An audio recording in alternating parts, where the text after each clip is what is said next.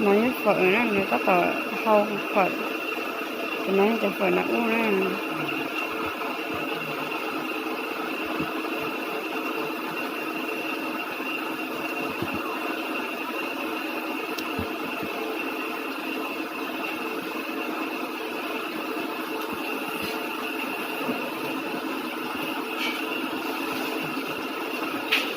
chọn tôi mới nói chỉ là món hầu hầu chỉ cái đồ ít cái nó là giờ món cái bằng thầy ghé trong phần tuần ta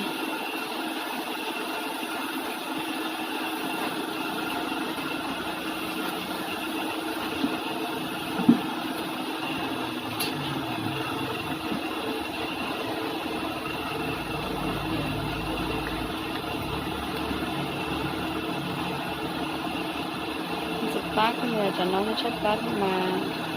สาเขาที่จะคนมาสิ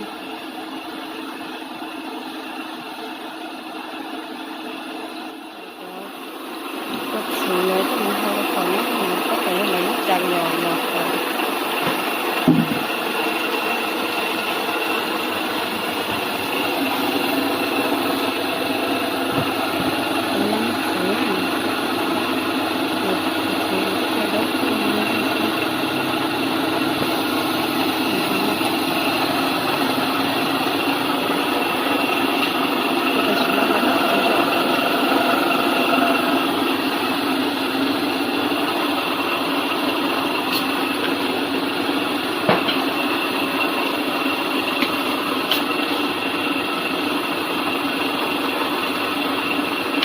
คือเลยเที่ยเดี๋ยววันนี้ย้อนเราจะหยิบมายังไม่ก็เก็บถุงยัง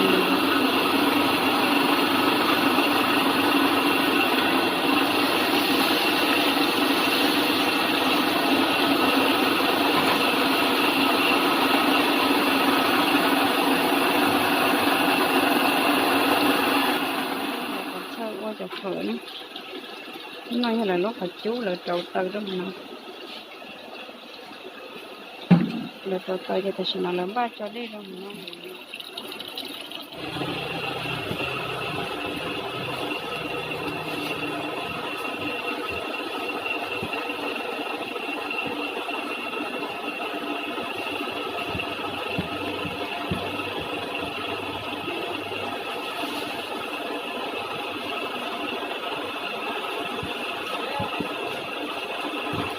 ต้มม้อนหนึ่งได้จากโลต้มม้อนหนึ่งนี่ได้จากโล70 โลเลยนะแม่น่ะมันนึกออกได้หลายเติบเนาะนี่นี่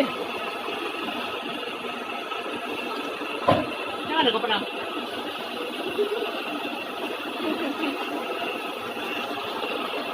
เดี๋ยวต้นลำบาก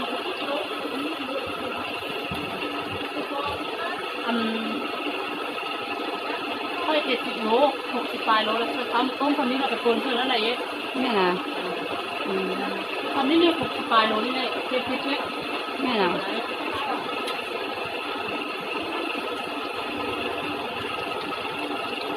ยี่ล็อกเก้าเลยเนาะแล้วว่าตัวเราได้130 โลแม่นะ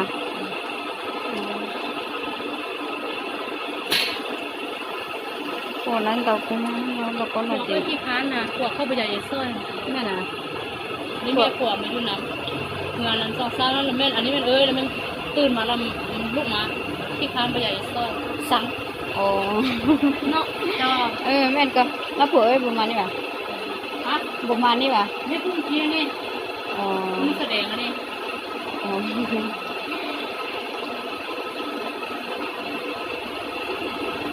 บางคนนะบางคนเขามั่นบางคนนี่เขาที่ค้าน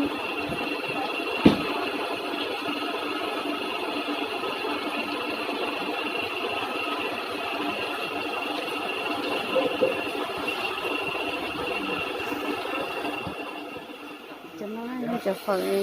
มาจอดเลยเยอะเราเป็นอย่างที่ตัวอยู่นั่น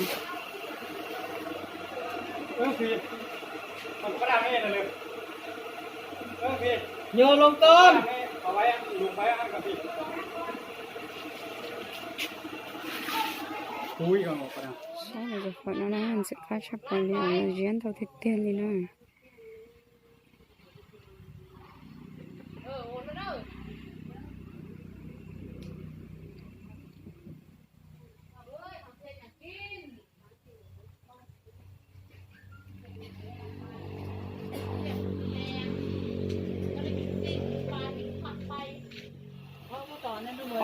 lâu chí tôi lấy chí nào lấy chí cho lù nữa do nó còn đây nó chỉ bắt xa nữa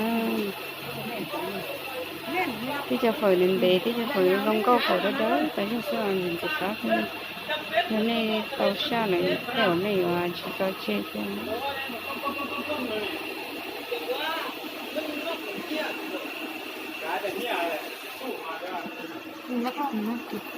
พระดามเม็ดไหมก็30 โลเอ็ดปูมันน่าหน่อยมาสุดตีไหมมาคำบอกว่ามันได้50 โลนะเขาชื่อตาหน่อยมาแม่จะเป็นเลยเอามื้อนี้อันนี้เพิ่นมาปัวเอาแล้วเนี่ยมื้อหน้าเอาก็บ่ได้ปัว nó có thể khỏi rồiนะ มาเมื่อกี้แล้วกันว่าอันนี้จะได้ปัวเปิดหลายแล้วกันระบบเลยนะ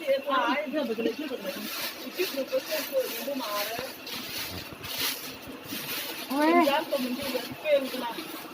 หน้ามันน่ะจะเห็น มันน่าเอาเนื้อ5 ถูกได้ไหม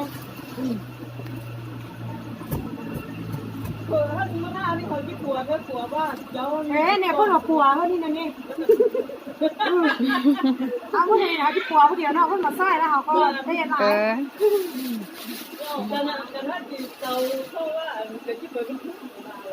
ราคานะ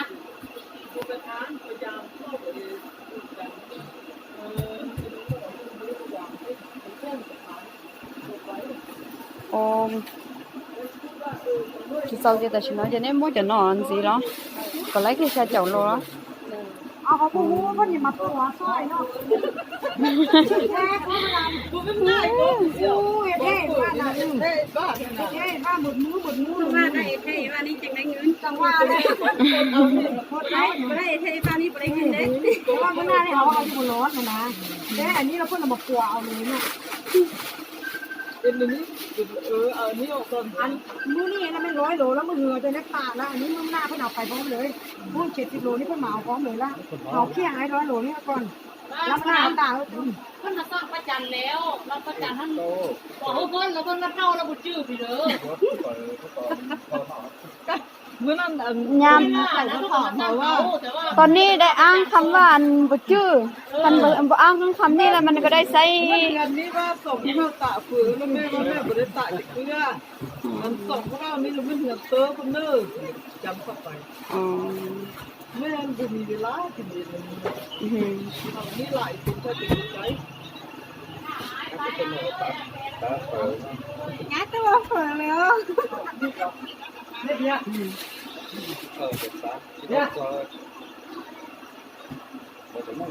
หายอยากไปมาเลเซียอย่างนี้ก่อนนะบ้าเห็นทุกอย่างเป็นนิดนึงมันบอกคนเด้อได้ลอยดูกันทั้งหมดเลย